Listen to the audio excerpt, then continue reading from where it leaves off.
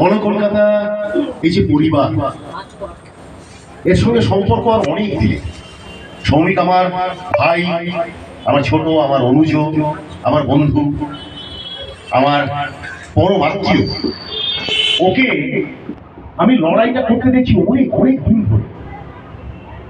কোথা থেকে ও শিল্পী সংগ্রহ করে, ওর যে চোখ, ওর যে অন্বেষক চোখ, সেই চোখ দিয়ে ও কোন প্রত্যন্ত জায়গা থেকে শিল্পীদের নিয়ে আসে এবং তারপর তাদের সম্মানিত করে, তাদের একটা জায়গা করে দেয়, প্ল্যাটফর্ম করে দেয়।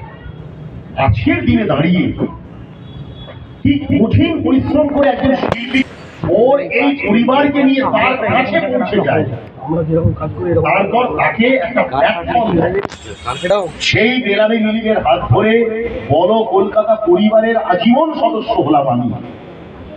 এই যে আনন্দ আমি কি ভাষায় প্রকাশ করবো। সত্যি আমার মনে হচ্ছে আমার মা বুঝি আমাকে আজকে ভাত দেখে খাইয়ে দিয়েছে।